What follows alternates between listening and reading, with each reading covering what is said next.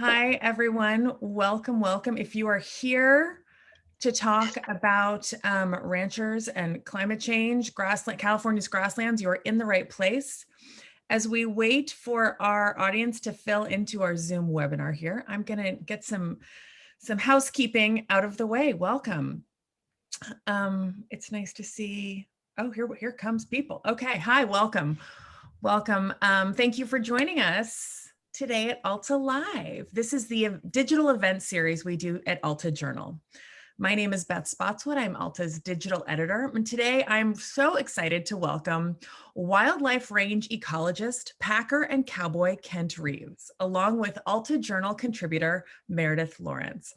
Kent works with ranchers throughout California and beyond to develop land management practices that help restore the state's native grasslands and better serve the ranchers and their businesses. Meredith spent 3 days camping out with Kent to detail his work and his extraordinary and inspiring passion for the land in her feature in the spring 2021 issue of Alta. So today we're going to talk about the past, present, and future of California's grasslands, of California's cowboys. And if you're unfamiliar with Alta Journal, before we begin, we are an award-winning quarterly that aims to celebrate the writers, poets, innovators, conservationists, and artists of the West. This is Meredith's beautiful article about Kent and his work. If you enjoy today's conversation, I hope that you will check out more of our work at altaonline.com. I will speak with Kent and Meredith for about 30 minutes. Please use the Q&A button directly below to ask questions. We will get to as many of your questions as we have time for today. Don't worry, all of this interview will be recorded and posted to altaonline.com later this afternoon. So with that, I am honored to welcome Kent and Meredith. Thank you so much for joining us. Thank you. Thanks for having us. For having me. Yeah, having us. That's great. Kent, I want to just let everyone know that Kent's dog Zero is recovering from surgery. Zero, you might notice, was in some of the images in Meredith's article. And so if he needs to run or tend to a dog briefly, he has a recovering patient with him right now. So Kent, don't worry. If you need to tend to Zero, we will tap dance until you can come back. I wanted to kind of begin really broadly with the lay of the land, as it were. Kent, California used to be covered before the white people moved and kind of took over the West. The land was covered in native grasslands and cultivated by indigenous tribes who worked in tandem, I think Meredith put it, with the land. I realize this is a very big question, but can you kind of bullet point in layman's terms what happened, how we screwed this all up? Well, to start out historically, and it's how far you want to go back relative to the history of California grassland. We had a wealth of megafauna throughout California that rivaled what occurs in the Serengeti. We had phenomenal numbers of large grazing animals throughout not only the Great Central Valley of California, but down through the southern part of California and Baja, all across areas of the Great Basin as well. And this included everything from, large herds of horses, how far you want to go back, all the way up to within the last 200 years, there were literally millions of tule elk and pronghorn at the time of colonial invasion. Was at least 1 million tule elk throughout the grasslands of the Central Valley, as well as it's estimated that the same number of pronghorn antelope existed. And these animals evolved with large predators. The American lion, for example, which was almost twice the size of the African lion, occurred here in California along with cheetah. The reason we had pronghorn, the second fastest animal, is they co-evolved with cheetah in North America. And so there was just this wealth of animals, and within the context of that, they evolved with grasses. They're ungulates, they're ruminants. The horses are evolved with grasses as well, and they eat grass.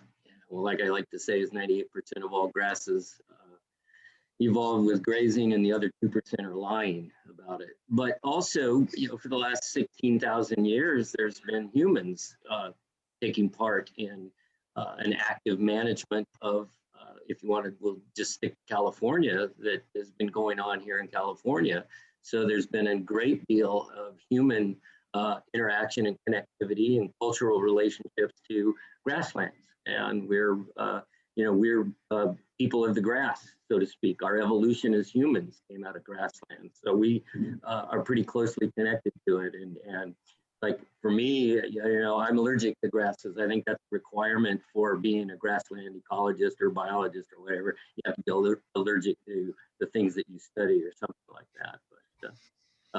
But no, my interest in this actually came as a wildlife biologist in an interest in grazing animals when I was a wildlife biologist, as well as, I primarily studied large carnivores when I first started. I was a research biologist, and I did work on the puma, the North American lion, essentially, as well as black bear and otters. Worked on the Florida panther. And although it's not a mammal, I also did alligator research at one time, as well as some other smaller carnivores. I guess I like things that eat other things. But our grasslands evolved with grazing animals.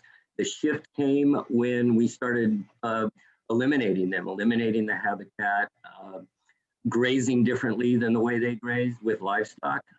These animals moved continuously. It was a timing factor, similar to the Serengeti, the last remaining big grassland migrations occur there, where the animals follow the rainfall, as do the humans that still are semi-nomadic in the Masai Mara and the Serengeti. So that was a big shift, was stopping the migrations, in the sense, reducing the numbers of animals, reducing the predators. There were bounties on wolves, for example, in California. The elimination of the wolf, for example, in most of California actually occurred prior to the 1830s, at least in Monterey and a number of other areas. And then during the gold rush, the U.S. invasion, so to speak, of California, there was a lot of hunting for meat to feed miners, to feed the people that were starting to populate California. And so there was a shift, as well as, like I said, there, domestication of animals made them more stationary. And what happened there is the animals weren't moving, so that the plants didn't have a chance to recover, and actual overgrazing of the plants occurred. So it's sort of the beginning phases. Anyway. All right. That was a great way of putting a book's worth of information into about 5 minutes. So thank you. I want to get to your work with Rancher to Rancher and talk about kind of like how you're working with ranchers to restore those native grasslands. But first, and that's what Meredith's article about. So Meredith, can you tell me, in this feature that you wrote for Alta, what's good for the grass is good for the earth, which we will link to for everyone watching.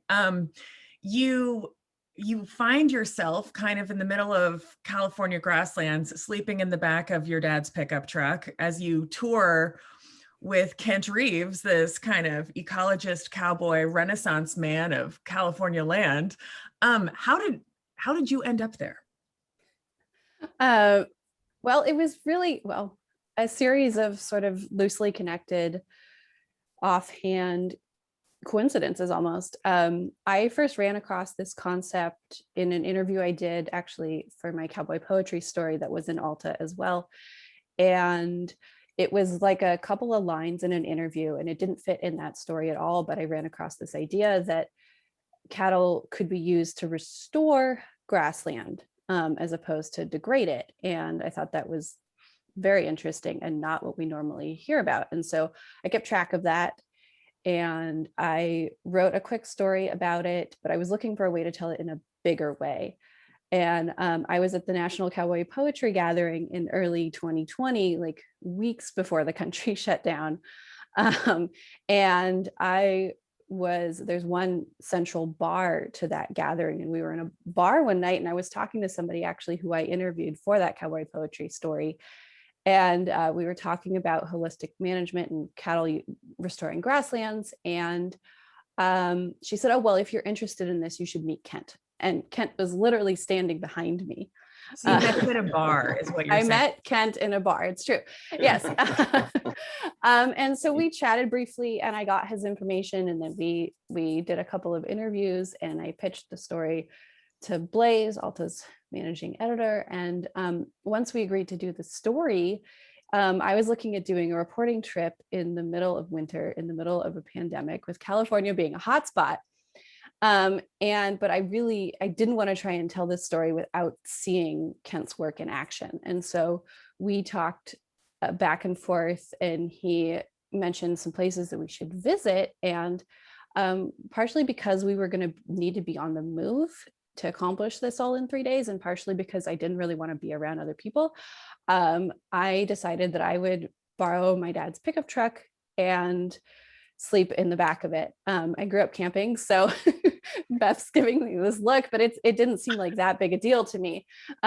So I put double sleeping bags in the back of the truck and put some cooking gear in the front of the truck, and took off and met Kent. And what that ended up doing was, it not only did it get me closer to the subjects than I think I would have been if I'd maybe done a more traditional travel approach, but it gave the story this natural framework of a road trip story. And it is a road trip story, and it's it's a fun way, you take us along with you. One of the places that you visit is a working ranch. I think Joe Morris has about 600 head of cattle. And Kent, if you could just tell us about, Meredith touched on it, but that basically cattle grazing can help, instead of destroy the grasslands, can help to restore it. In fact, that we kind of get to know the grass in your article, Meredith. The grass is obviously alive, but it reacts to us in such dramatic ways. Can you talk about this project of Rancher to Rancher and how you are kind of going around and convincing ranches one by one to adopt really kind of more specific land management practices? Well, first of all, Rancher to Rancher is a team network, and we function within the context of the Soil Carbon Coalition, which is the NGO through which our funding goes. And I'm a small part of this.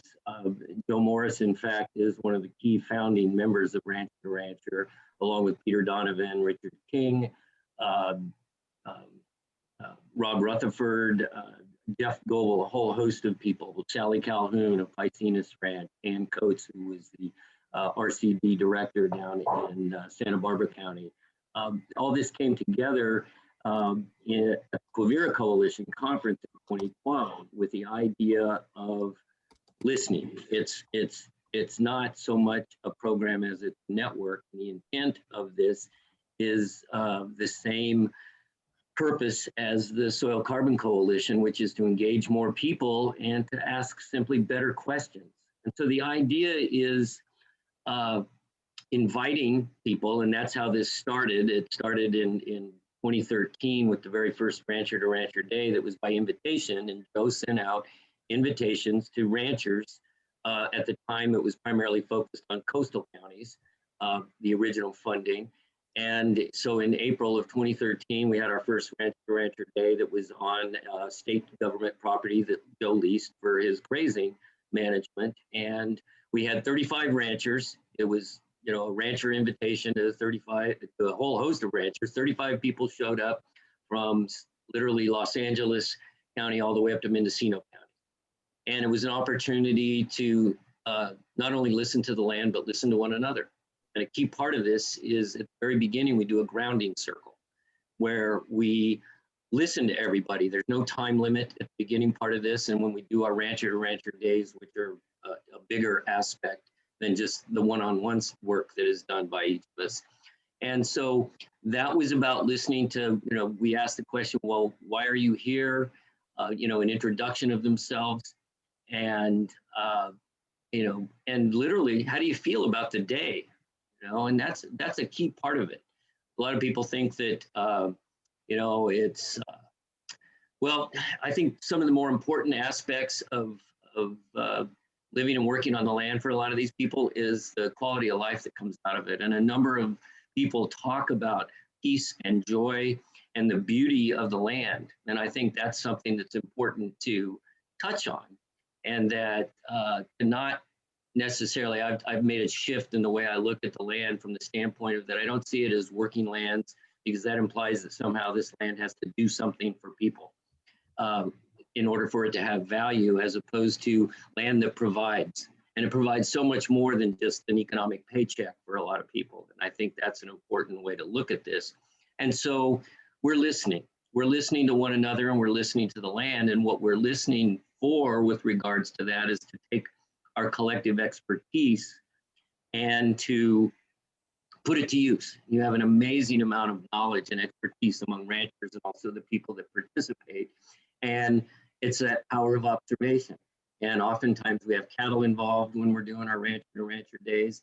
And the knowledge and the capabilities of ranchers, for example, to look at a cow, look at a steer, look at a bull, and be able to tell something about it. They can tell you the weight, they can tell you the condition, they can tell you all these things because of their ability to observe. We're taking that ability through rancher to rancher, and we're starting to look at the land in the same way. What are some of the things that you can look at that are going to tell you about the health of the land the same way you can look at, for example, livestock? And that's not just cattle, but we're also now talking about goats and sheep, because we're partnering with some really neat, wonderful people out there that are shepherding animals that are being used for fiber. We're collaborating right now with the organization Fiber Shed that was founded by Rebecca Burgess. And that's a whole new realm of thinking, is about, getting dressed and eating are agricultural acts, if you think about it. So that's an important thing to remember. And so it's listening.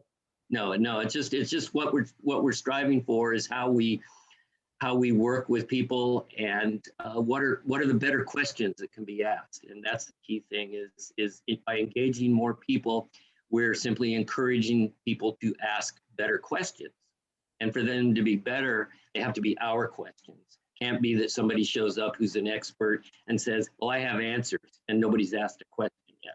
And we're simply trying to shift that around so that people are really, understanding what's going on with ecosystem processes and how they function, and especially how they function well.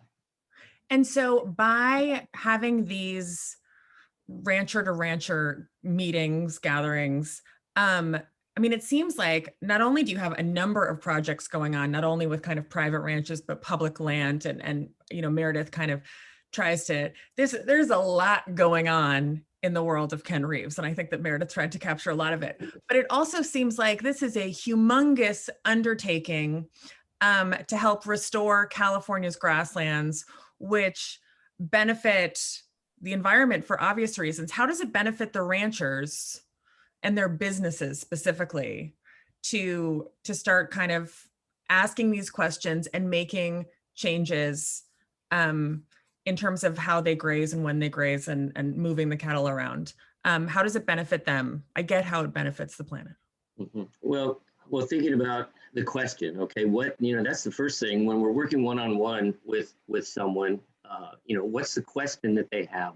And oftentimes we tend to start with a problem. So the idea is to reframe things in a way that's not so much a problem, but what is it that they want to know about a particular area? We then set up a learning site, because the idea is to learn together. We've learned some amazing stuff setting up these learning sites that we didn't know, the people that are facilitating this. And by we, again, I'm talking about the team members, especially Peter Donovan and Richard King, and along with Joe Morris and some of the people that are involved on the land. The benefit is that if you have essentially a healthy, well-functioning ecosystem, and by ecosystem processes, we're looking at water cycle, we're looking at the carbon cycle, we're looking at energy flow through plants, and we're looking at biodiversity and community dynamics. Those are all rolled into one, but that's inclusive of human community dynamics as well. And how those function, and if they're healthy, and that's, you determine the health by the the land that you live on, by the land that you work with. And if you have healthy land, that means healthy animals, or healthy and essentially healthy food. And that means healthy people. And that turns into, instead of having all these inputs, if you look at conventional approaches to agriculture, oftentimes are you buying a new tractor? Do you have to buy this to put on the land? What's your supplement feed? What are you doing? And why do you have to do that? Well, if you think about it, we have very, landscapes that aren't functioning well. The ecosystem processes aren't doing well. That's why people are having to supplement their animals, supplement their soil, supplement, to build dams. I jokingly said to Meredith, but I mean it, build soil, not dams. The best place to store water is going to be in the soil.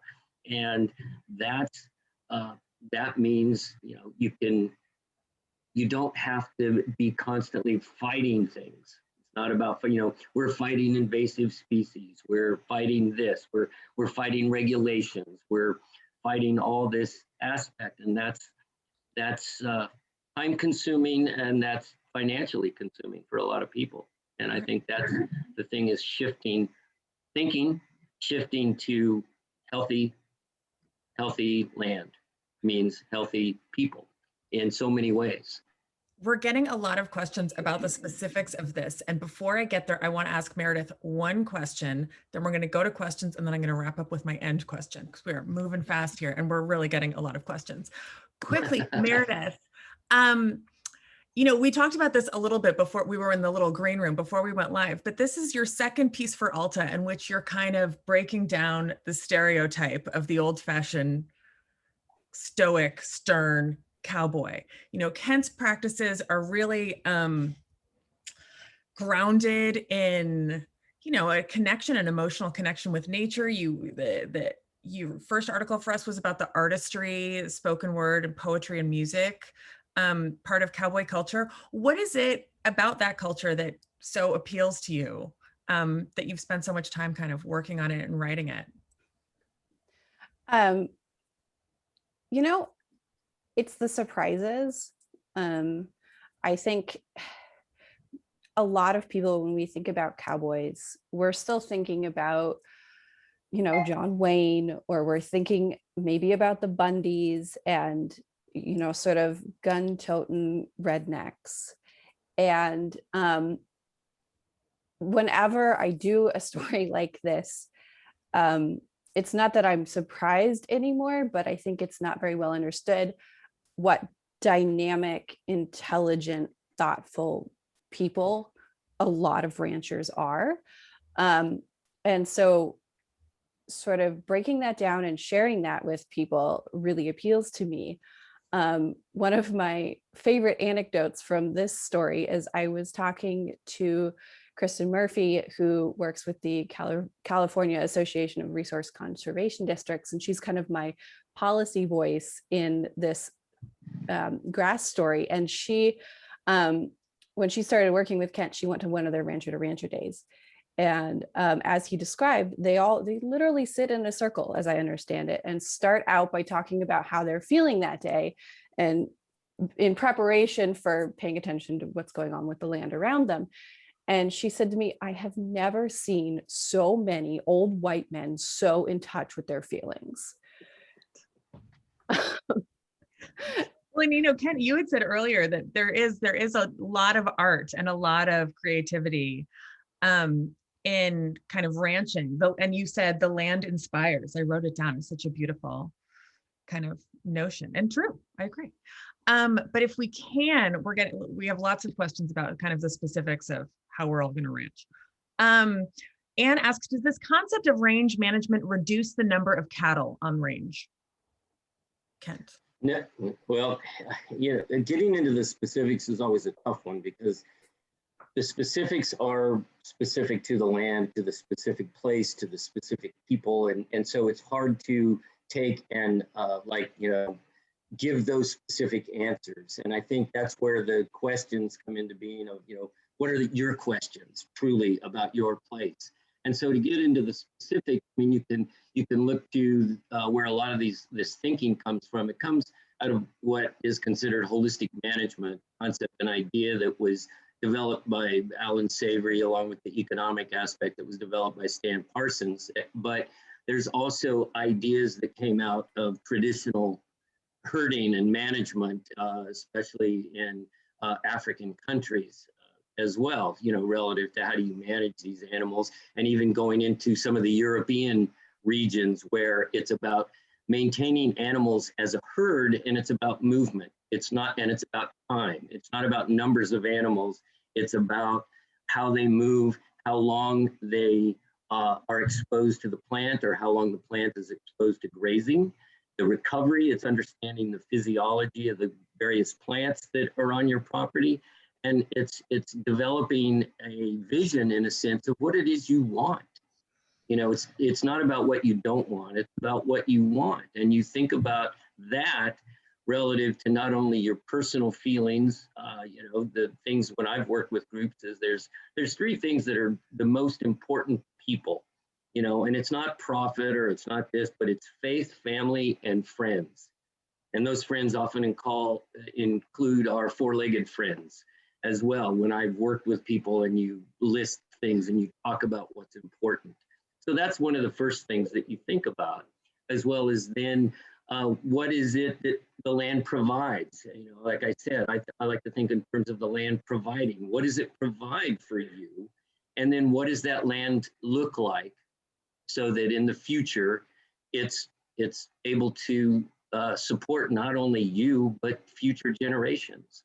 And so it's an overall look at that, so that for me to say, does this reduce animals or not? It depends on, you know, people using this, again, amalgamate cattle. Some people are able definitely to increase the numbers of animal because the quality of the land begins to improve over time, and therefore it has a better carrying capacity. You know, and this comes out of wildlife management. If you think about Aldo Leopold and the work he did in understanding carrying capacity for wildlife, it's the same science applies to the concepts around grazing and numbers of animals on the land, and quote habitat.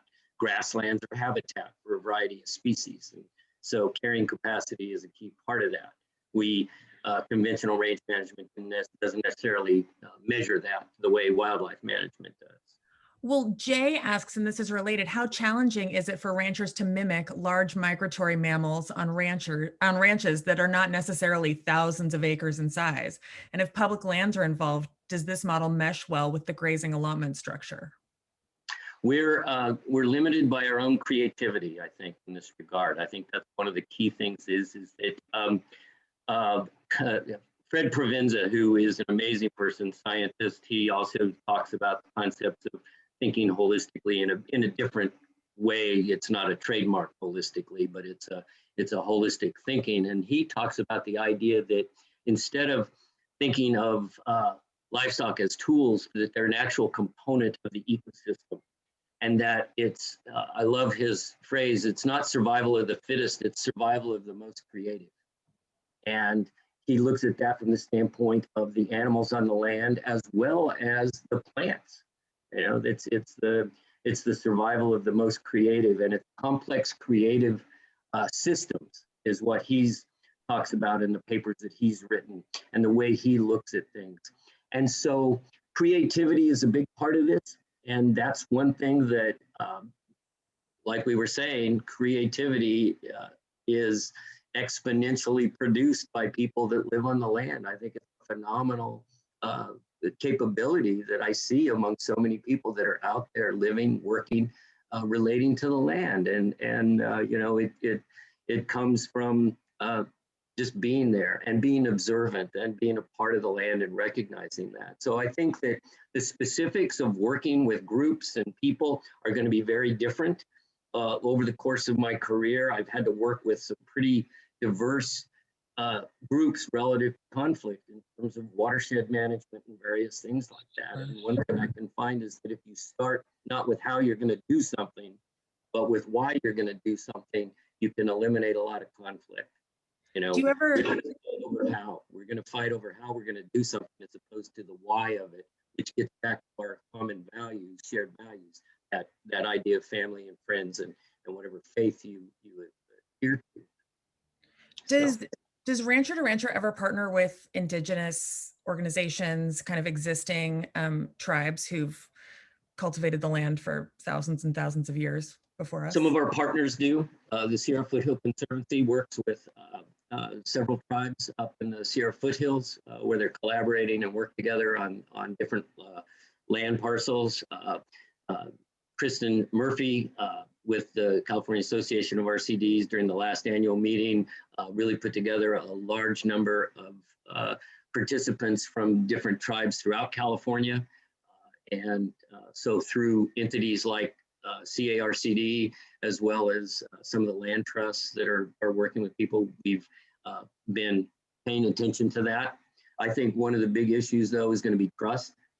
You know, as you come into this, not a lot of tribes are going to be very trusting, especially with a bunch of old white guys and stuff. And I think that, but it's important to listen to them. I mean, we have an amazing amount of knowledge and people that are doing a lot of things. The Yurok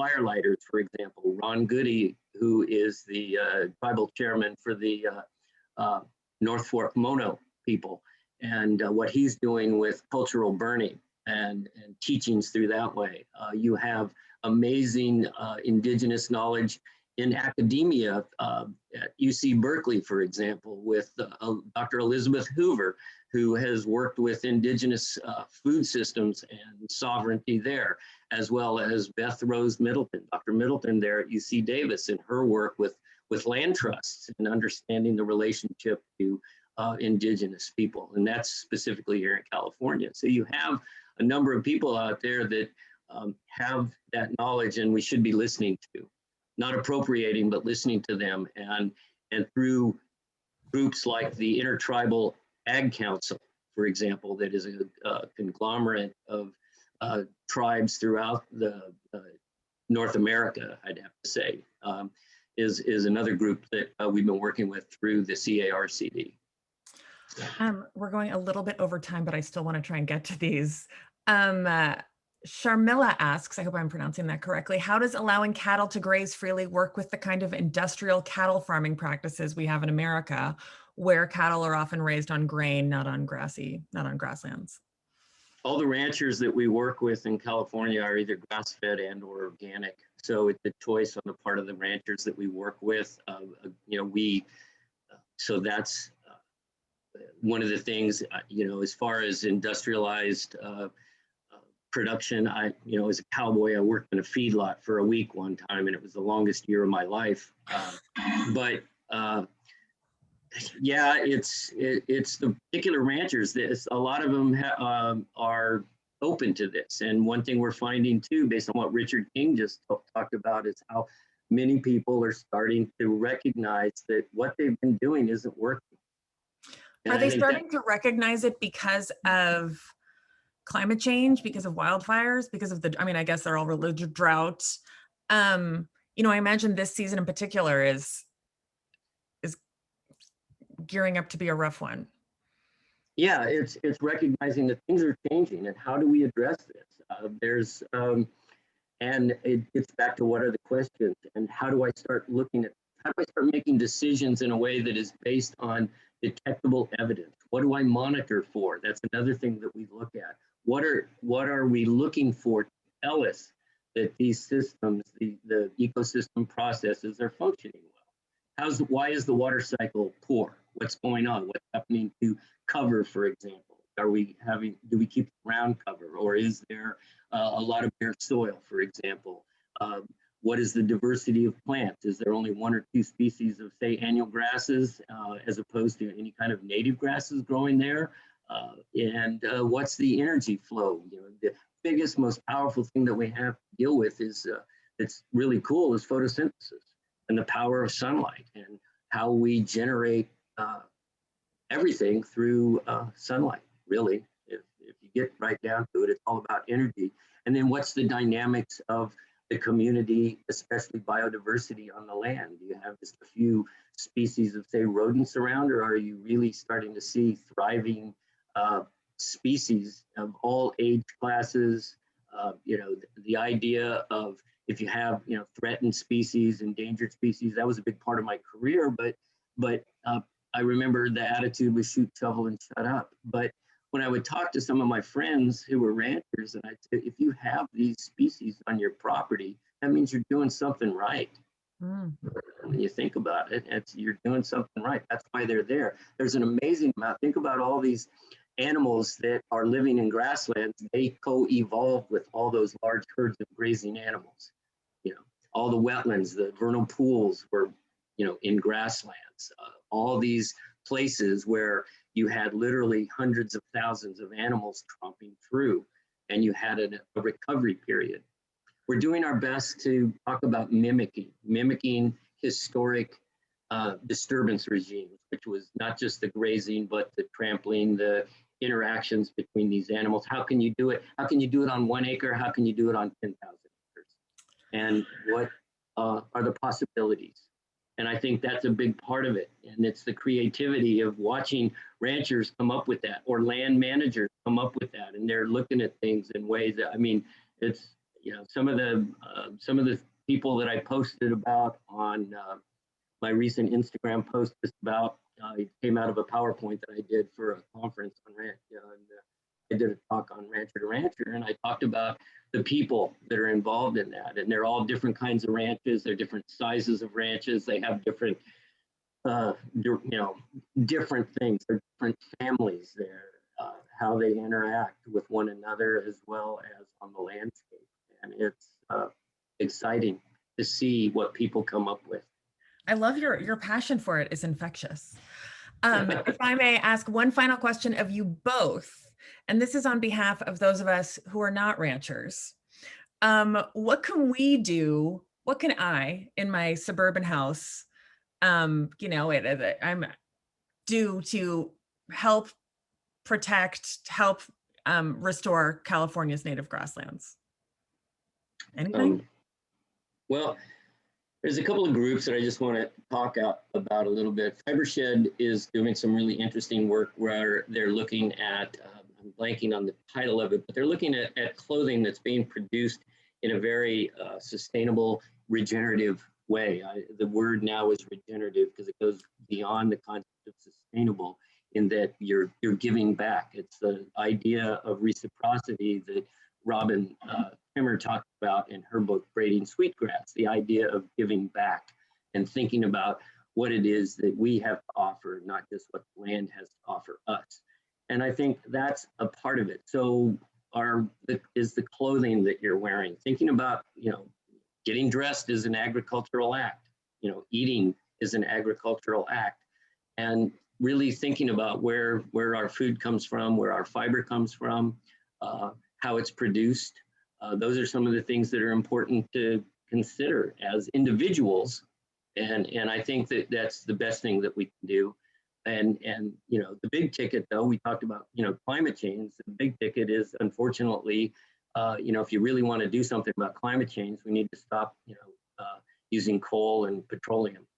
You know, that's 80%. That's 80% of the carbon going in the atmosphere. It's coming there. So, you know, when you're looking at a small, you know, portion of that, which is agriculture, which is maybe about 4%, then, you know, what are we really doing? Let's think about that. What about you, Meredith? Do you have any action items for us? I mean, Kent covered it pretty well, but I think, and this is tricky sometimes, but paying attention to, as much as you can, to where you're getting your meat from. And that's hard when you live in a big city, especially. But one of the things that's kind of puzzled me for a long time is we talk about organic and we talk about grass-fed.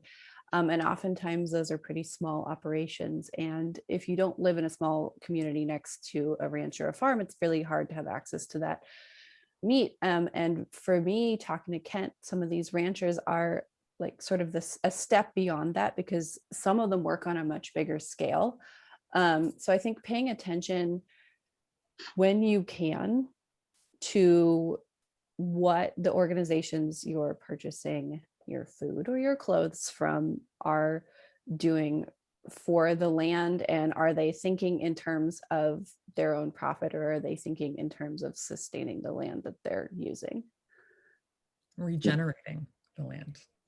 I have one thing. I can't get off this thing without doing a poem. Okay. And so, great. but it's not mine. I think to me, one of the best cowboy poets out there is Gary Snyder. I met him. I got to meet him at the Quivira Coalition a number of years back, and I think that this is one of my favorite poems of his that I use a lot when I teach. But it's called For the Children, and one of the things I have to do, because as I get older, my arms get shorter. But anyways, for the children, the rising hills, the slopes of statistics lie before us, the steep climb of everything going up, up as we all go down.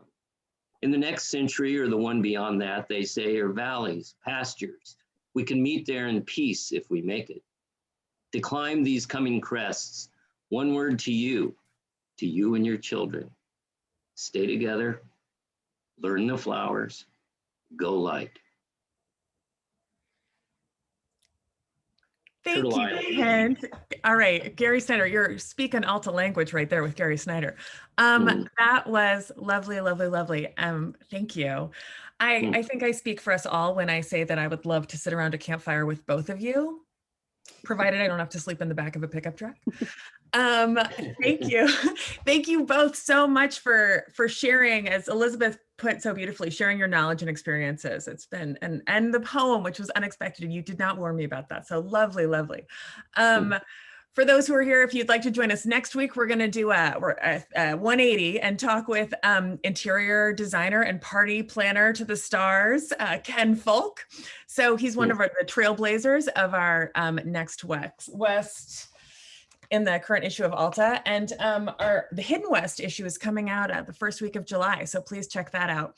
Again, this has been recorded. We will have this interview as well as links to so many of the things that Meredith and Kent touched upon today in an email to all of you, as well as up on altaonline.com later today.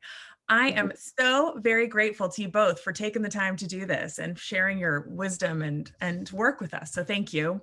And with that, everyone stay safe, and we will see you around the ranch. Take care. I have a question for you though, Beth, if you don't mind. If there's questions and answers, if there's questions down there or anything like that that are left over and you want us to figure out a way to answer any of those questions, and in the chat, I personally would be more than happy to give it a shot so that people, or is there a way to do that? So we could do it in the clubhouse. I mean, there was really only one question that we didn't get to, which is, has the Bureau of Land Management bought into the use of high density bunching of cattle as a restoration strategy? No, not in the grand scheme of things, that I know of. That's my Michael. There you go. There's the answer to that. No, but we will share with everyone ways to kind of get in touch with you, follow you on Instagram, follow you on, I know you have a Facebook in which you share really beautiful photography. So we're going to share that to everyone as well. And presumably they can reach out thusly if they have any more questions. Well, thank you. Thank you very much for having us. Appreciate it. A delight. Thanks, guys. Take care. Good to see everybody. Thanks. Bye.